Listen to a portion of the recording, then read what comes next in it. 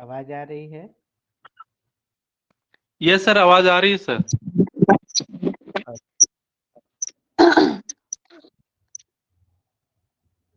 ठीक है, हम लोग शुरू करते हैं।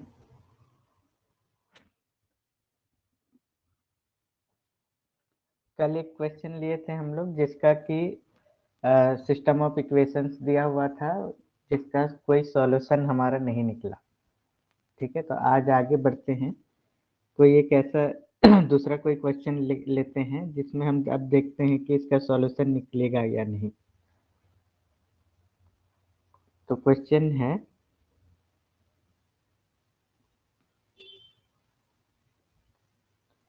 3x + 2y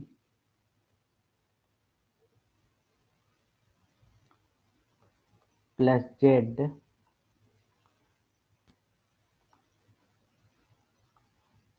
w = 1। नेक्स्ट है 2x + 3y - w = -1। यहाँ पे 4 कर दीजिए, -4w।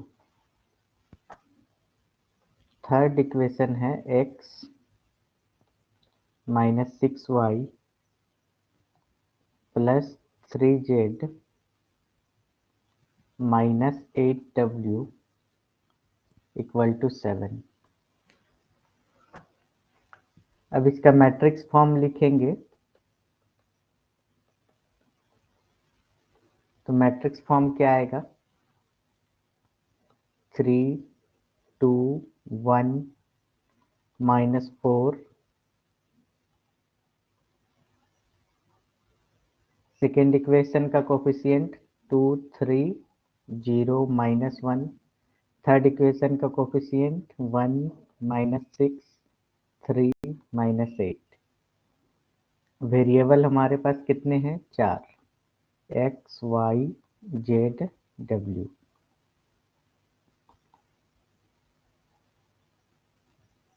इक्वल टू के बाद जो भी नंबर हैं सारे को हम लोग कॉलम मैट्रिक्स में लिखेंगे।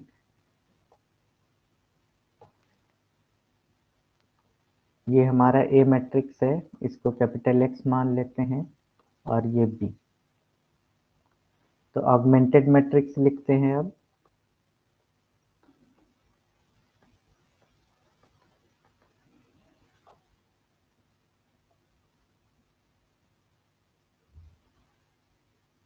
ऑगमेंटेड मैट्रिक्स हमारा क्या होगा? AB = 3 2 1 -4 1। ए और बी को मिला के लिखना है 2 3 0 -1 -1 1 -6 3 -8 7। ठीक है, अब हम लोग क्या करते हैं, इसको इकेलॉन फॉर्म में कन्वर्ट करना है। तो इस पोजीशन पे हमको क्या चाहिए? 1 चाहिए। कैलकुलेशन में आसानी होती है कि अगर यहाँ पर 1 आ जाए तो दो तरीके से किया जा सकता है 1। पहला तरीका है 1/3 R1। ठीक है, दूसरा तरीका क्या है? R1 और R3 को रिप्लेस कर दिया जाए। ठीक है, क्योंकि हमारा इस पोजीशन पे यहाँ भी 1 है, इस पोजीशन पे भी 1 है, तो हम लोग क्या कर सकते हैं? R1 और R3 को रिप्लेस कर सकते हैं। तो ये क्या आ जाएगा? रिप्लेस करना ज़्यादा आसान होगा क्योंकि डिवाइड करने पर बहुत सारा कुछ फ्रैक्शन में आ जाएगा, कैलकुलेशन में बाद में प्रॉब्लम होगी। ठीक है, और थर्ड सेकेंड कॉलम तो हमको sorry second row as it is रखना है।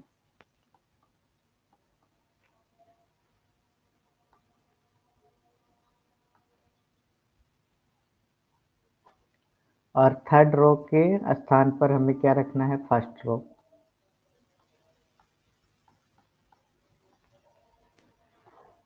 अब हमारा क्या है, ये पोजीशन है, इसमें हमें 1 मिल गया, ठीक है। तो इस 1 के नीचे हमें सारे एंट्रीज को क्या करना है, 0 बनाना है। तो 0 के लिए हमको क्या क्या ऑपरेशन लगेगा, सेकेंड रो के लिए हमें क्या चाहिए, R2 को हम क्या लिखेंगे, R2 माइनस 2 R1, ठीक है। और थर्ड के लिए हम क्या करेंगे, थर्ड रो के लिए R3 को क्या लिखेंगे, R3 माइनस 3 R1। तो आप कैलकुलेट कीजिए, first row as it is रहेगा जो भी है, यहाँ पर 0 आएगा। फिर इस पोजीशन पे 3 माइनस 2 इंटू माइनस 6, इसका वैल्यू कितना हो गया, 15। फिर 0 माइनस 2 इंटू 3, माइनस 6 आ गया। फिर -1 माइनस 2 इंटू माइनस 8, तो ये कितना आ जाएगा, 16, 16 माइनस 1, तो ये 15 आ जाएगा। फिर क्या लिखेंगे, -1 माइनस 2 इंटू 7, तो ये भी क्या आ जाएगा, -15, ठीक है। अब थर्ड रो के लिए क्या क्या कैलकुलेशन होगा, 3 माइनस 3 इंटू 1, ये तो 0 हो गया। 2 माइनस 3 इंटू माइनस 6, ठीक है। तो ये कितना आ गया, 18 प्लस 2 20। फिर 1 माइनस 3 इंटू 3, तो ये आ गया -8। नेक्स्ट है -4 माइनस 3 इंटू माइनस 8, तो ये आ गया 20। नेक्स्ट है 1 माइनस 3 इंटू 7, ठीक है। तो ये आ गया -21, -20।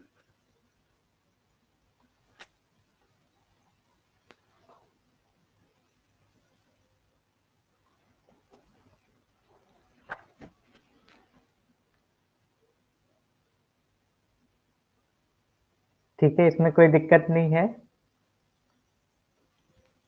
अभी तक कैलकुलेशन में किसी को प्रॉब्लम बताइए।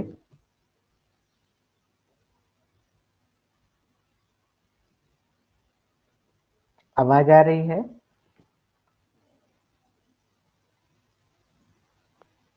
आ रही है सर आवाज। ठीक है, किसी को दिक्कत नहीं है तो आगे हम लोग बढ़ते हैं।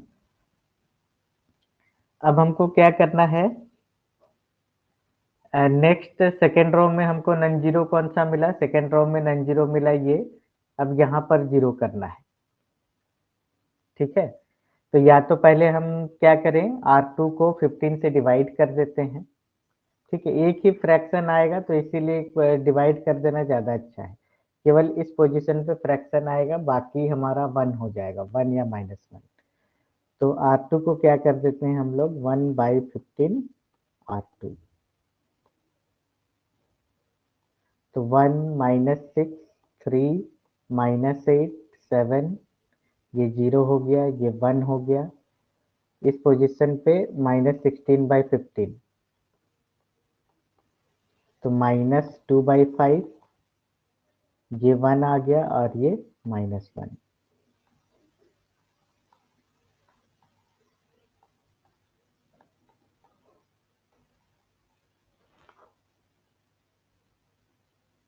ठीक है, साथ ही हम लोग क्या कर देते हैं, इसको भी डिवाइड कर देते हैं, थर्ड रो को भी। ऐसे डिवाइड नहीं करने पर भी चलेगा। अब आगे बढ़ते हैं, जब लिख दिए तो। अब हमें क्या करना है, इस पोजीशन पे 0 लाना है, ठीक है, ये हमारा 1 आ गया, तो इस पोजीशन पे हमको 0 लाना है। तो ये 0 कैसे होगा? R3 को क्या लिखेंगे? R3 minus 20 R2। First row as it is रहेगा, 3 माइनस 8 7, ये 0 हो गया। सेकेंड रो भी as it is, 0 minus 20 into 0, ये 0 होगा, यहाँ भी 0 होगा। अब ये क्या होगा? -8 माइनस 20 इंटू -2/5, ये कट जाएगा, तो -8 प्लस 8, ये भी 0। फिर 20 माइनस 20 इंटू 1, ये भी 0। -20 माइनस 20 इंटू -1, तो ये भी 0 हो गया। ठीक है, तो थर्ड रो 0 हो गया हमारा पूरा। तो ये किस में कन्वर्ट हो गया? इकेलॉन फॉर्म में कन्वर्ट हो गया। अब इसका अब रैंक ऑफ ए बी बताइए क्या होगा? Rank of A B,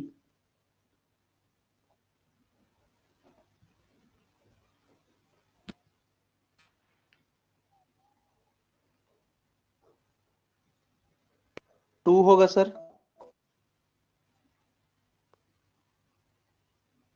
rank of A B 2 आ गया। रैंक ऑफ ए क्या है? ये पार्ट हमारा ए का है, ये भी टू होगा ये सर। ठीक है, इसका भी क्या आ गया? 2 हो गया। तो rank of A B rank of A के बराबर हो गया। इसका मतलब हमारा जो सिस्टम है वो क्या हो गया? कंसिस्टेंट हो गया। अब कंसिस्टेंट हुआ तो इसके आगे आपको बताना है कि इनफाइनाइट मैनी सॉल्यूशन होगा कि यूनिक सॉल्यूशन होगा। बताइए। कंसिस्टेंट होने पर दो तरह का केस आता है, इनफाइनाइट नंबर ऑफ सॉल्यूशन, दूसरा यूनिक सॉल्यूशन। तो कौन सा कैटेगरी में आ रहा है?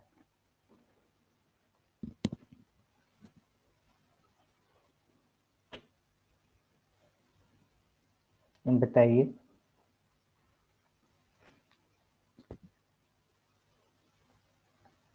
इसमें बताइए नंबर ऑफ वेरिएबल्स कितना है? कितना वेरिएबल है क्वेश्चन में? 4। 4 है।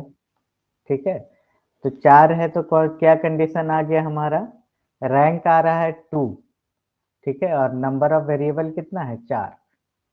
तो क्या कंडीशन आ रहा है? रैंक ऑफ ए बी, ये तो रैंक ऑफ ए के बराबर है ही, कंसिस्टेंट होने के लिए चाहिए, ये लेस देन हो रहा है नंबर ऑफ वेरिएबल्स के। ठीक है, तो कौन सा कैटेगरी में आता है ये? अगर हमारे पास ऐसा कंडीशन आ जाए तो ये कौन सा कैटेगरी में आएगा? इनफाइनाइट नंबर ऑफ सॉल्यूशन या फिर यूनिक सॉल्यूशन?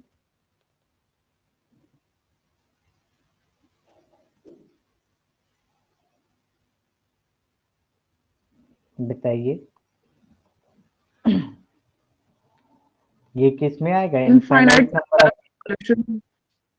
ठीक है, यूनिक सॉल्यूशन हमारा क्रॉस हो जाएगा। यूनिक सॉल्यूशन के लिए क्या चाहिए? इक्वल होना चाहिए। जो रैंक हमारा निकलेगा, चाहे वो ए बी का हो या फिर ए का हो, वो नंबर ऑफ वेरिएबल के बराबर होना चाहिए, तब हमारा क्या होगा? यूनिक सॉल्यूशन निकलेगा। यहाँ नंबर ऑफ वेरिएबल से कम निकल रहा है, जो रैंक हमारा क्या निकल रहा है? ए बी या फिर ए बी या फिर ए, जिसका भी कहे, दोनों को तो सेम होना ही पड़ेगा। कंसिस्टेंट होने के लिए दोनों को सेम होना पड़ेगा। तो ये जो रैंक निकल रहा है, ये अगर नंबर ऑफ वेरिएबल्स से कम होता है, ठीक है, तब हमारे पास क्या ऑप्शन आता है? इनफाइनाइट नंबर ऑफ सॉल्यूशंस का केस बनता है। तो अब हमें क्या करना है कि हमें निकालना है, ठीक है, सॉल्यूशन भी निकालना है। एक मिनट, क्या इसको कॉपी कर सकते हैं?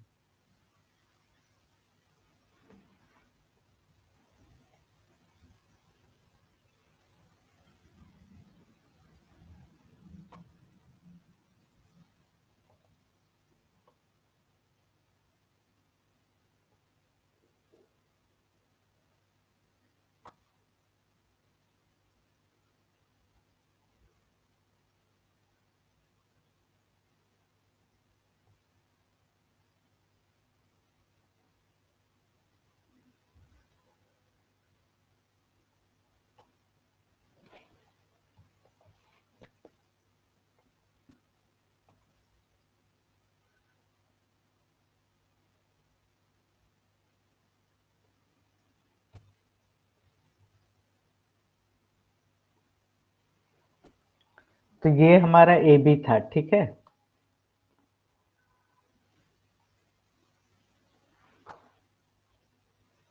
ए बी का इकेलॉन फॉर्म ये आ गया, ये हमारा बी का पार्ट है और ये ए का पार्ट है। तो अगर हम इसको फिर से इक्वेशन फॉर्म में लिखना चाहें, ठीक है, या फिर इसको जो है कि फिर से हम क्या करें, जो ए बी है, ए और बी, ये जो ऑगमेंटेड मैट्रिक्स है, इसको देख के हम मैट्रिक्स फॉर्म में वापस कैसे लिख सकते हैं, मैट्रिक्स फॉर्म या फिर इक्वेशन फॉर्म में इसको वापस कैसे लिखेंगे? ये तो ए का पार्ट है, ये बी का पार्ट है, तो हमारा यहाँ से क्या लिखेंगे कि ए को लिखिए अलग, बी को लिखिए अलग, है ना। ये ए वाला पार्ट को अलग लिखिए,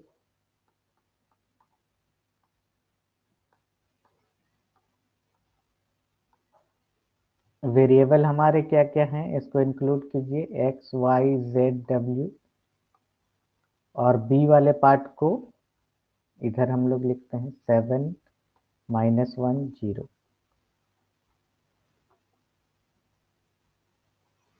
अब इस मैट्रिक्स फॉर्म से हम लोग इक्वेशन फॉर्म में कैसे आएंगे, इसको मल्टीप्लाई कर सकते हैं हम लोग।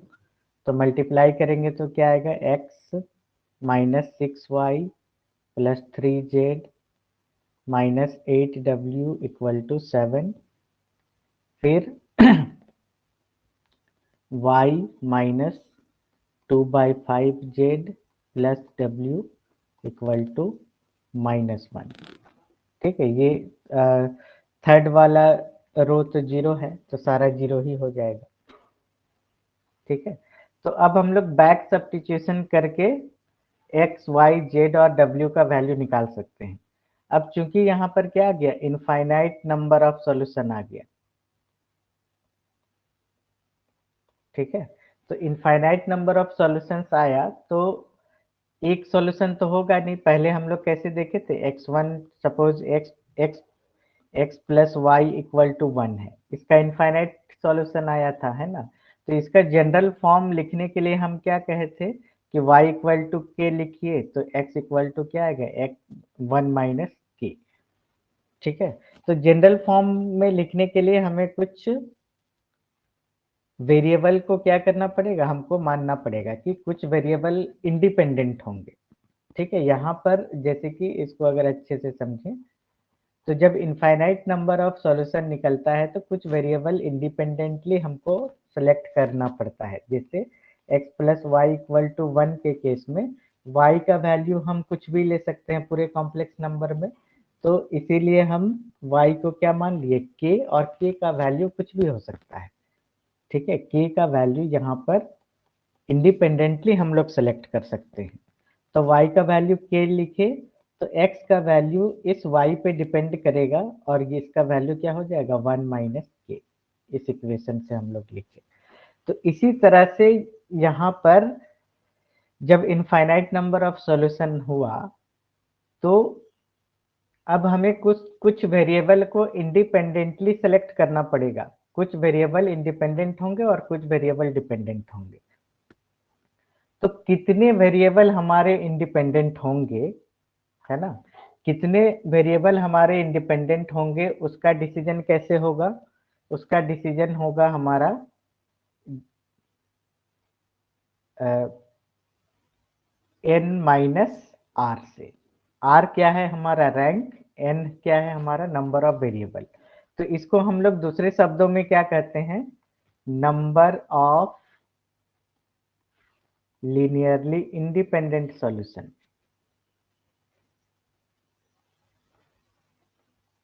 ठीक है, इक्वल टू क्या होगा, number of variable minus rank of A. ठीक है, रैंक ऑफ ए कहें या फिर ए बी कहें, बात बराबर है, क्योंकि कंसिस्टेंट होने के लिए ए बी का रैंक ए के बराबर होना चाहिए।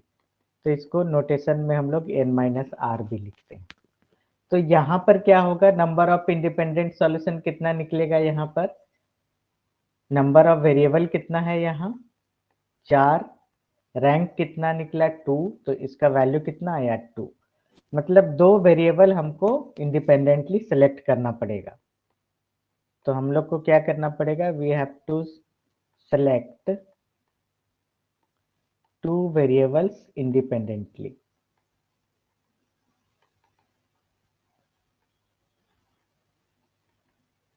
ठीक है, तो हम लोग क्या कर दिए, यहाँ पर W को क्या मान लीजिए,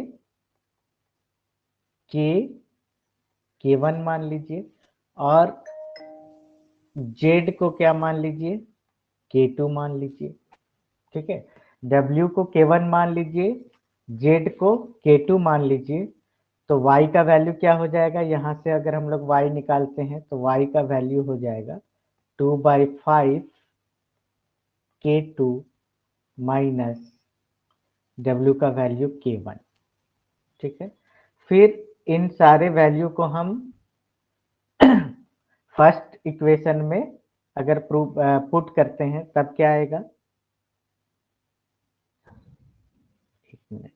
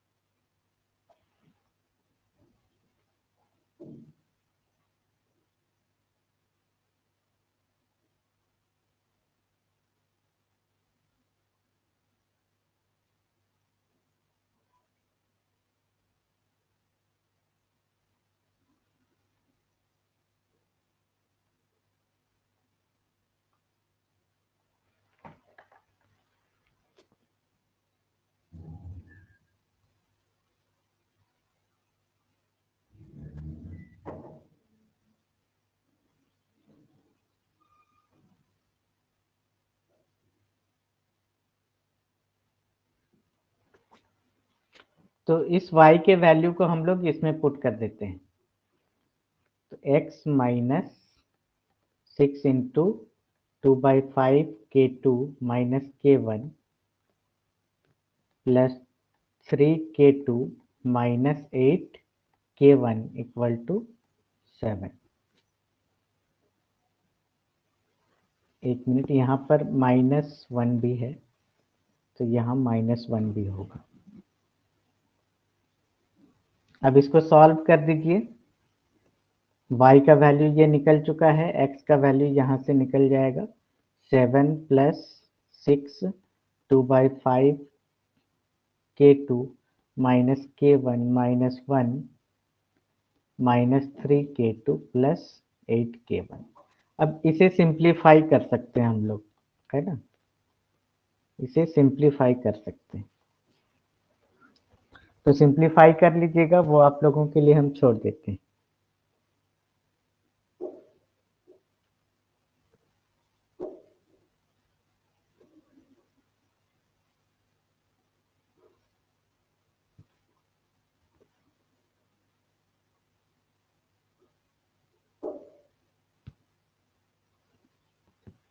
अब नेक्स्ट क्वेश्चन देखिए,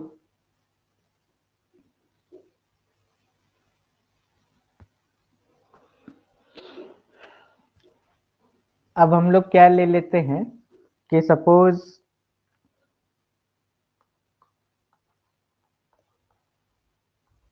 homogeneous system of homogeneous equation. ठीक है, system of homogeneous equation.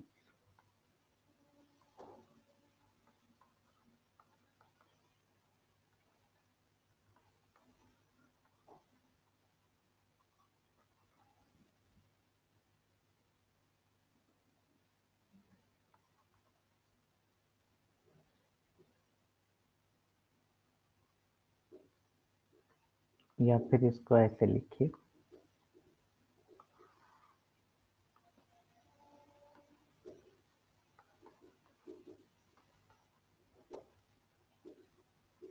Homogeneous system of linear equations.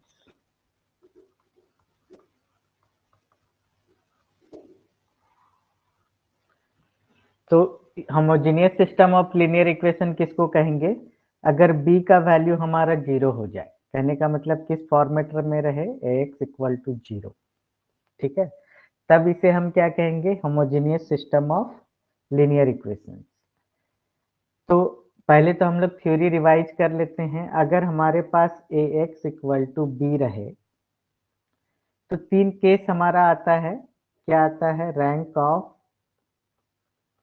ab equal to rank of a हो जाए, ठीक है, तब क्या होगा? कंसिस्टेंट होगा सिस्टम हमारा। और rank of A B equal to is not equal to rank of A हो तो क्या होगा? इनकंसिस्टेंट होगा, ठीक है। लेकिन इस सिचुएशन में सपोज ए मैट्रिक्स कुछ है यहाँ पर, A B C D E F G H I, यहाँ पर है एक्स वाई जेड, तो राइट हैंड साइड में हमारा क्या हो जाएगा? 0 0 0, ठीक है। तो इस केस में अगर हम ऑगमेंटेड मैट्रिक्स लिखें तो वो किस तरह से आएगा? A B C 0, D E F 0, G H I 0, ठीक है। तो ऐसे केस में जो ये लास्ट कॉलम है ना, लास्ट कॉलम का रोल खत्म हो जाएगा हमारा, ठीक है। लास्ट कॉलम में ऑलवेज क्या रहेगा? 0 रहेगा। तो जो ए का पार्ट है हमारा, ये ए का पार्ट है और ये बी का पार्ट है, ठीक है, लास्ट वाला। तो यहाँ पर क्या देख रहे हैं? जब लास्ट कॉलम 0 हो गया तो रैंक ऑफ ए बी जो है वो हमेशा रैंक ऑफ ए के बराबर होगा, ठीक है। Rank of A B rank of A के बराबर कब नहीं हो पाता है? जब हमारा लास्ट कॉलम में कुछ नन जीरो आ जाता है ना, नन जीरो क्वांटिटी कुछ रहता है, तभी rank of A B rank of A के बराबर नहीं हो पाता। लेकिन जब लास्ट कॉलम हमारा बी पूरी तरह से 0 हो गया, उसका कंट्रीब्यूशन ही खत्म हो गया, ठीक है, बी का कंट्रीब्यूशन ही हमारा खत्म हो गया, तब रैंक ऑफ ए बी क्या होगा? रैंक ऑफ ए के बराबर हमेशा होगा। तो जब rank of A B rank of A के बराबर होगा हमेशा, कब? System of homogeneous system of linear equation में। तब हम लोग, हमारे पास क्या बचेगा? सिर्फ ये केस बचेगा कि rank of A B rank of A के बराबर हमेशा होगा, मतलब सिस्टम हमारा हमेशा कंसिस्टेंट होगा, ठीक है, इनकंसिस्टेंट कभी भी नहीं होगा, ठीक है। सिस्टम का हमेशा सॉल्यूशन निकलेगा ही निकलेगा। तो हम लोग क्या कहेंगे? इन केस ऑफ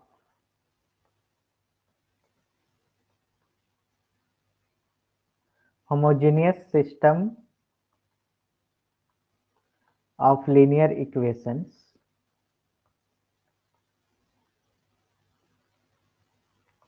मतलब ax इक्वल टू 0 के केस में the system is always consistent,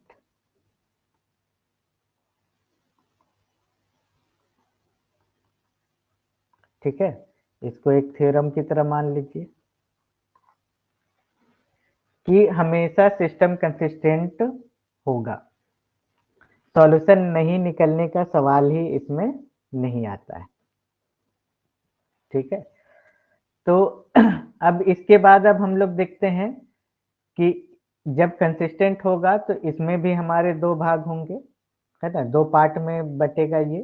पहला कि रैंक ऑफ, अब रैंक ऑफ ए बी कहने का जरूरत नहीं है क्योंकि बी का कंट्रीब्यूशन ही हमारा खत्म हो गया।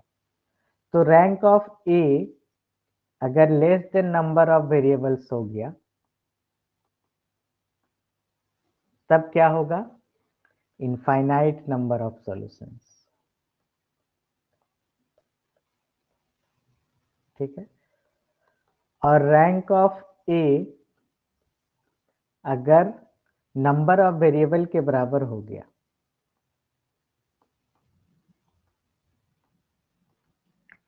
तब क्या आएगा, यूनिक सॉल्यूशन आएगा। ठीक है, और यूनिक सॉल्यूशन आएगा तो एक ही हमारा सॉल्यूशन होगा। तो होमोजेनियस सिस्टम के केस में, यूनिक सॉल्यूशन का केस में जो सॉल्यूशन होता है वो हमें पता हो जाता है। ठीक है, वो क्या होगा हमारा x equal to zero, x equal to zero हमारा सॉल्यूशन होगा। क्यों, जैसे कि suppose ax plus B Y plus C Z बराबर जीरो। ठीक है, dx प्लस, या फिर कोई नंबर ले लीजिए, फॉर एग्जाम्पल अगर हम लोग कहें नंबर ले लीजिए कुछ,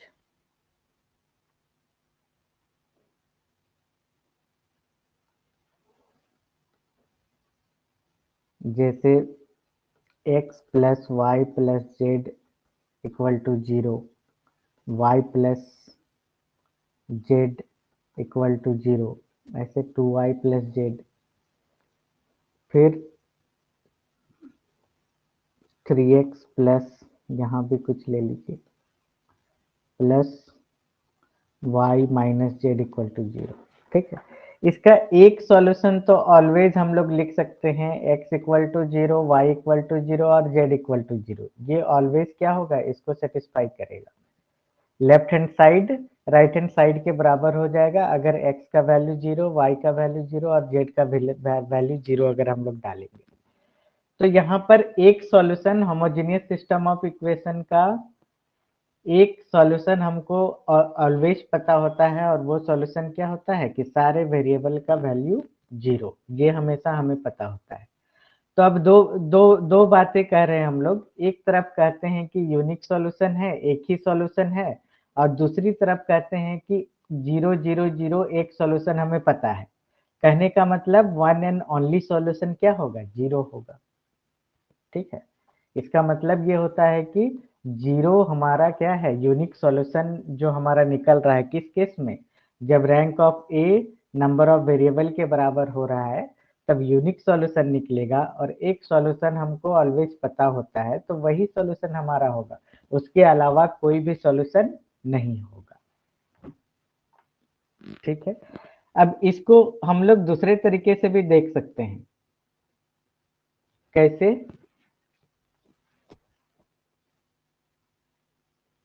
इसको दूसरे तरीके से कैसे देखा जा सकता है कि suppose ax equal to zero है ना, और मान लेते हैं कि determinant of a is not equal to zero है। ठीक है, determinant of a not equal to zero हो गया, तो यहाँ पर एक चीज पहले लिखिए कि डिटर्मिनेंट का बात कब करेंगे, जब स्क्वायर मैट्रिक्स हो। ठीक है, ऐसे लिखते हैं।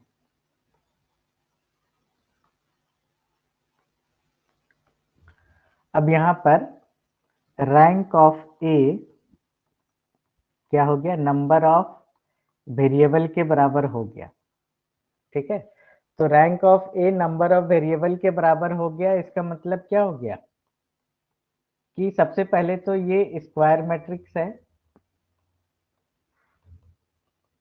ना, जितना रो हमारा है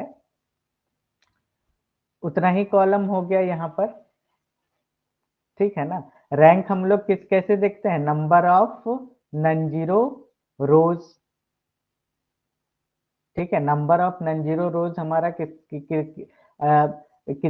या जैसे ए मैट्रिक्स है। ठीक है, ए में रैंक से क्या पता चल रहा है, रैंक हमारा क्या बता रहा है, नंबर ऑफ नॉन जीरो रो। ठीक है, रो के बारे में बता रहा है। ऐसे लिखते हैं।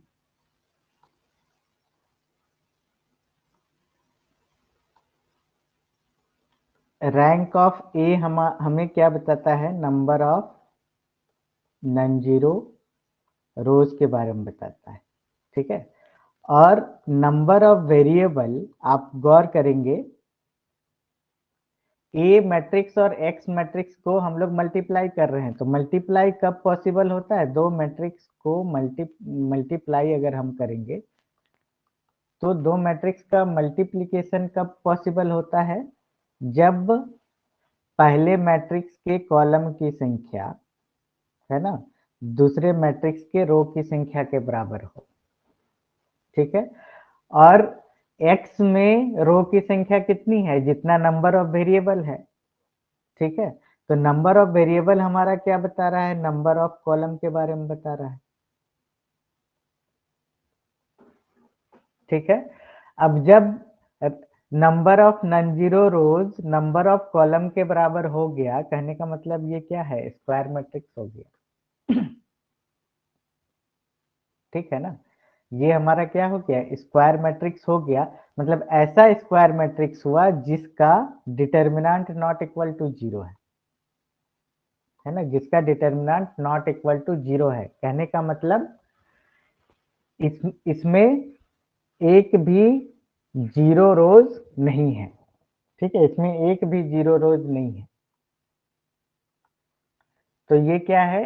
स्क्वायर मैट्रिक्स है with determinant of A is not equal to zero. और जब determinant of A not equal to zero है तो हम लोग क्या कह सकते हैं कि इसका इन्वर्स हम लोग निकाल सकते हैं, ठीक है। तो इन्वर्स निकाल सकते हैं तब क्या हो जाएगा?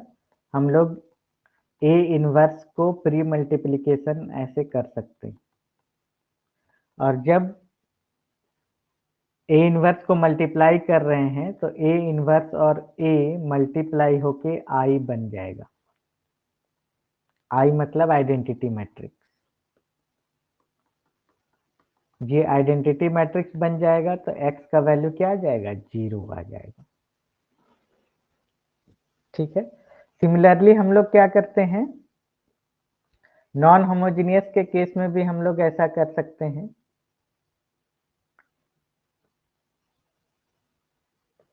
कि ax इक्वल टू बी है और रैंक ऑफ ए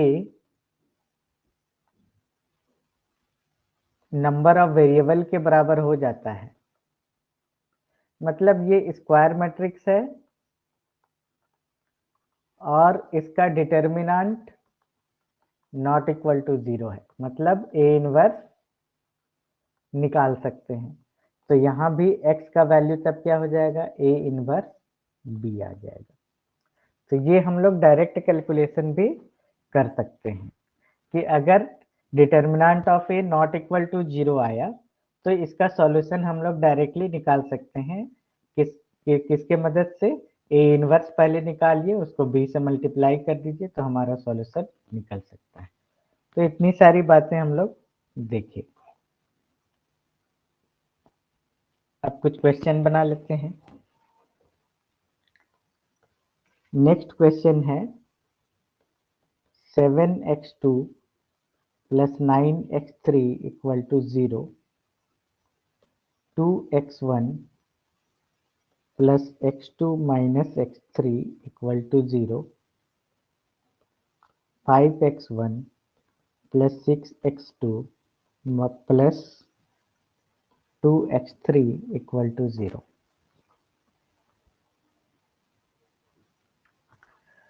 तो इसका ऑगमेंटेड मैट्रिक्स लिखने का जरूरत नहीं है, कोफिशिएंट मैट्रिक्स सिर्फ लिखिए, क्योंकि हमको पता है होमोजेनियस में ऑगमेंटेड का कोई जरूरत नहीं है। तो कोफिशिएंट मैट्रिक्स लिखेंगे, क्या आएगा?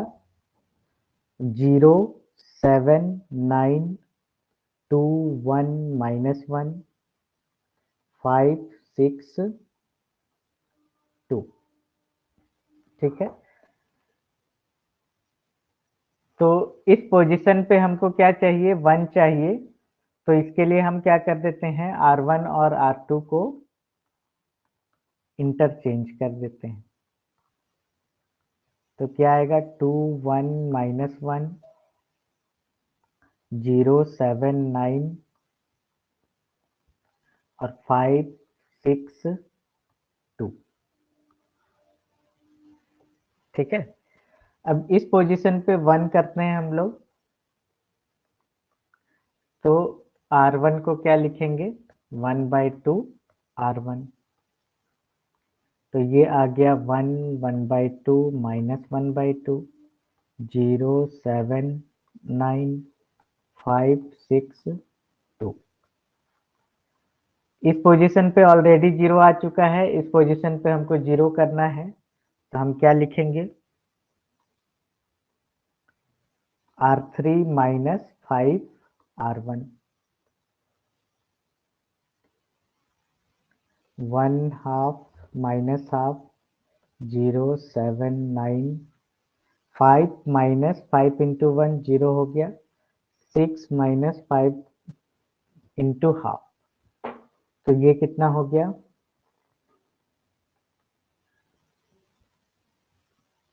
इसका वैल्यू कितना आएगा बताइए 7/2। ठीक है, फिर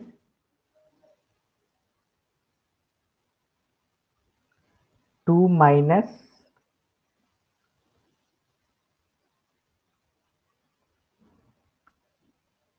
5 into -1/2। ठीक है, तो ये क्या हो जाएगा 2 + 5/2, तो ये आ गया आपका 9/2।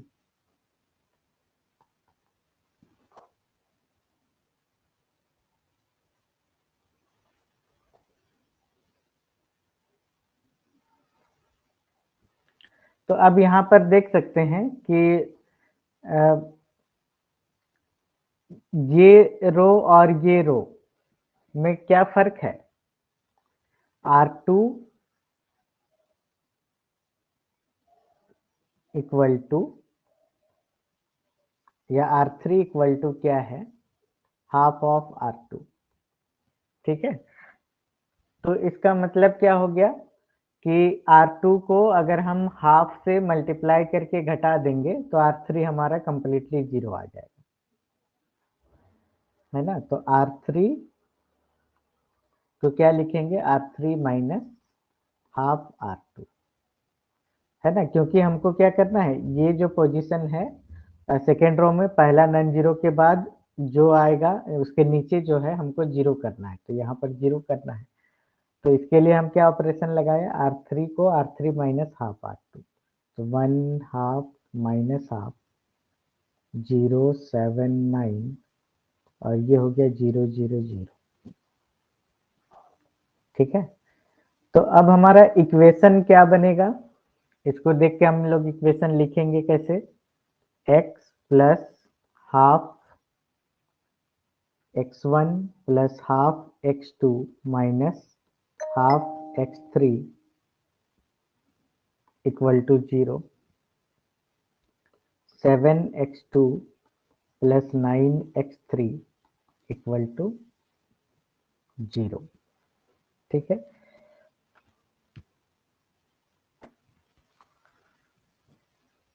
तो अब हम लोग कितने वेरिएबल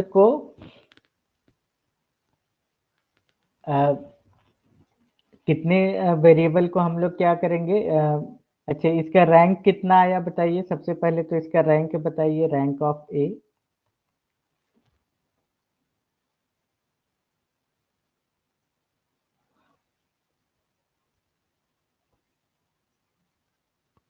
रैंक ऑफ ए 2।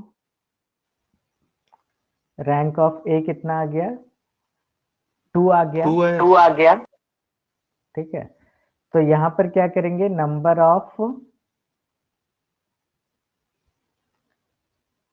कितने वेरिएबल को हमको क्या करना पड़ेगा कि इंडिपेंडेंट हमको मानना है, नंबर ऑफ इंडिपेंडेंट वेरिएबल।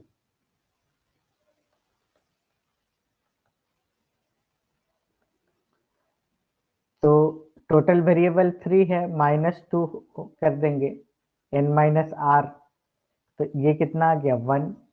तो x3 को हम लोग क्या ले लेते हैं k और इसमें पुट कर देते हैं, तो x2 क्या आ जाएगा -9k डिवाइडेड बाई 7।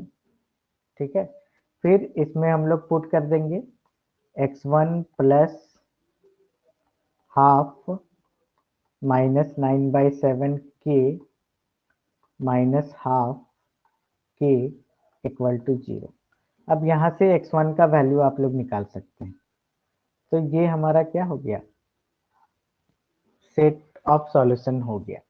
k का वैल्यू हम लोग कुछ भी ले सकते हैं, हम लोग यहाँ पर कोई भी कॉम्प्लेक्स नंबर लिया जा सकता है। ठीक है,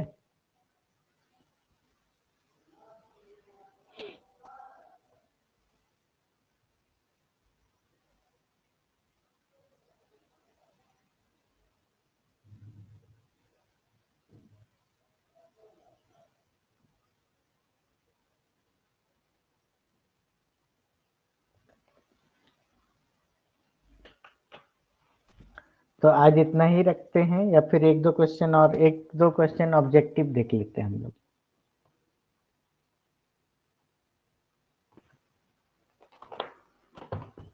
एक मिनट।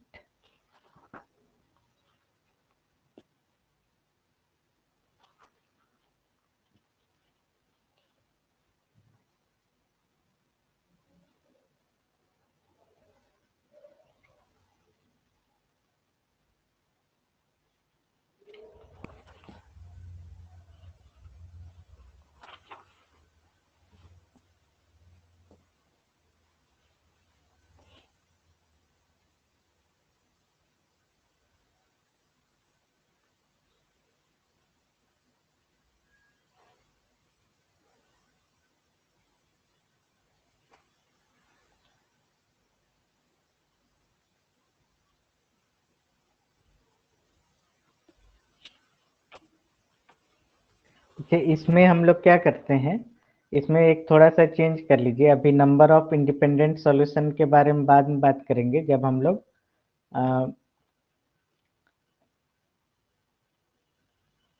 यहाँ पे नंबर ऑफ इंडिपेंडेंट सॉल्यूशन के बदले में नंबर ऑफ इंडिपेंडेंट वेरिएबल लिखिए अब। ठीक है, जब हम लोग इंडिपेंडेंट वेक्टर के बारे में बात करेंगे तब हम लोग ये चीज हम लोग देखेंगे। लिनियरली भी हटा दीजिए अभी।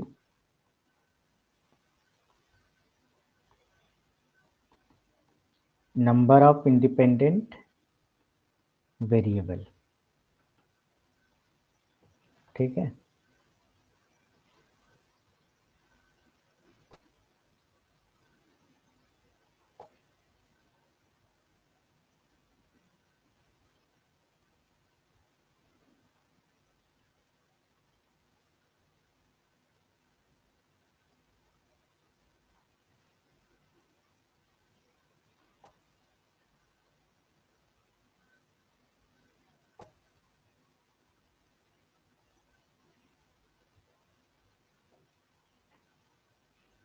एक मिनट।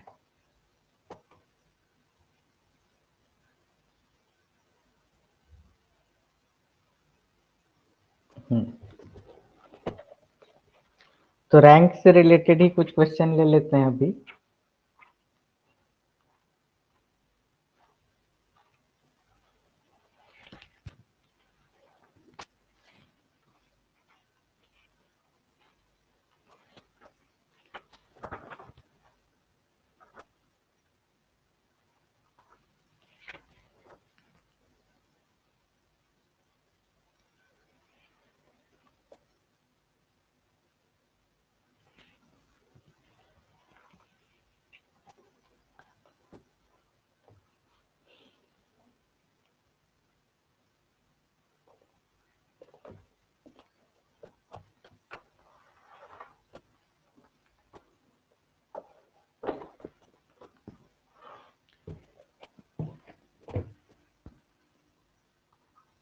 क्वेश्चन है the rank of the matrix 0 1 0 0 1 0 0 0 0 0 0 1 and 0 0 1 0। इसका रैंक बता सकते हैं? ऑप्शन में है 1 2 3 4। 4। ठीक है, इसका रैंक क्या हो इसका जाएगा? रैंक क्या हो जाएगा? 4। 4 हो जाएगा। नेक्स्ट है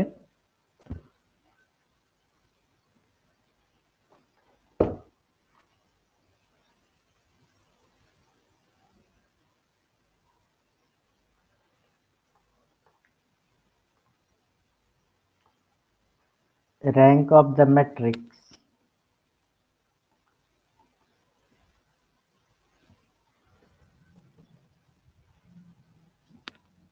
वन टू -3 -2 1 3 -2 0 3 8 -7 -2 2 1 -9 -10। ठीक है, इसको कैलकुलेट कर सकते हैं। इसको होमवर्क में लिखिएगा, है ना। पूरा इकेलॉन फॉर्म में इसको कन्वर्ट करना है।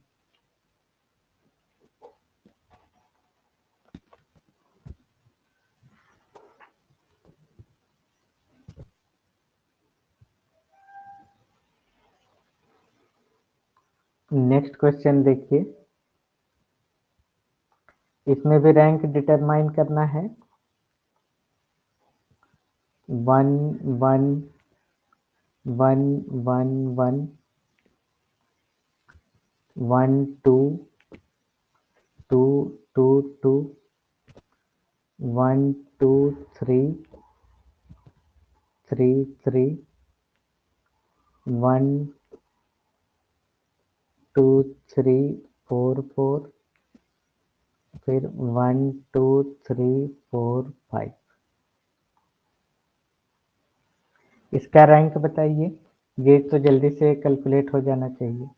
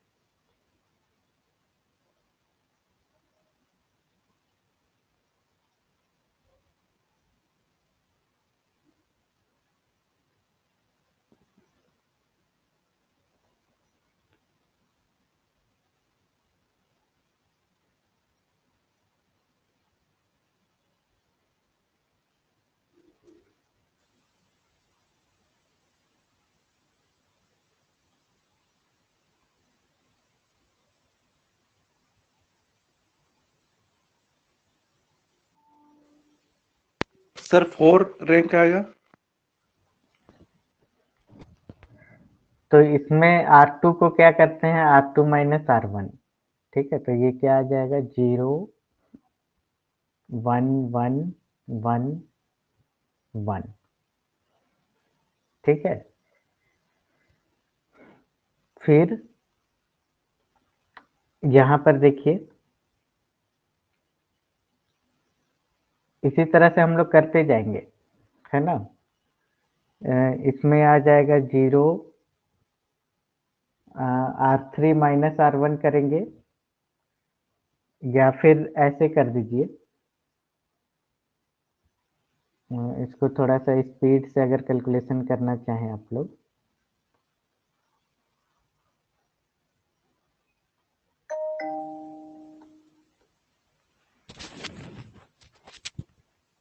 R5 को लिखिए, है ना।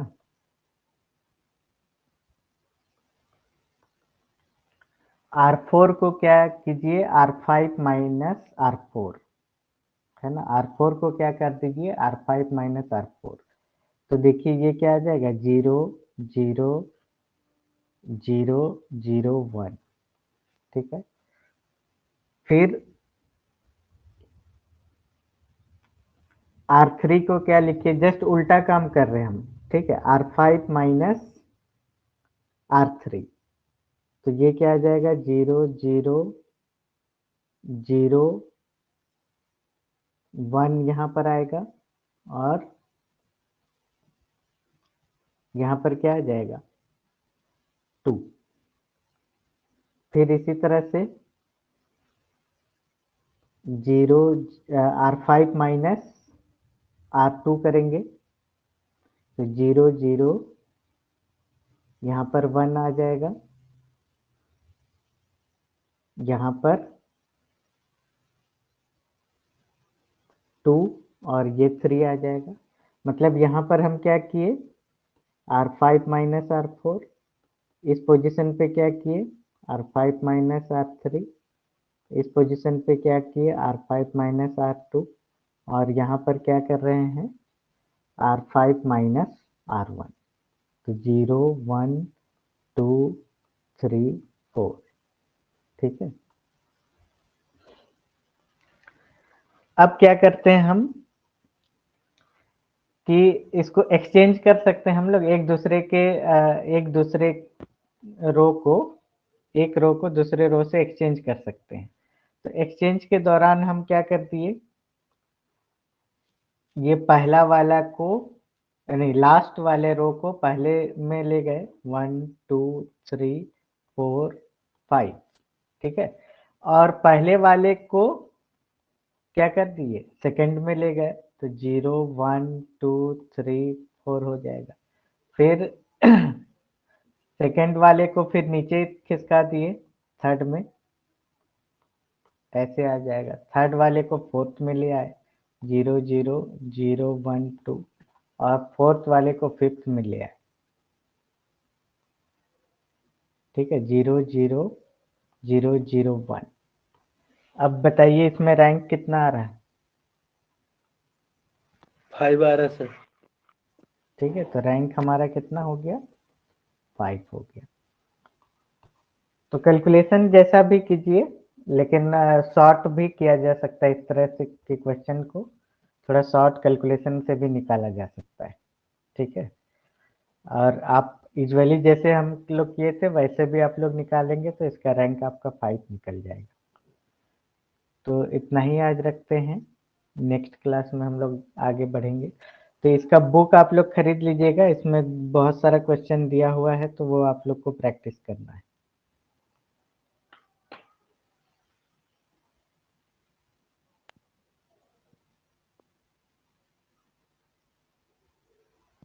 Thank you sir.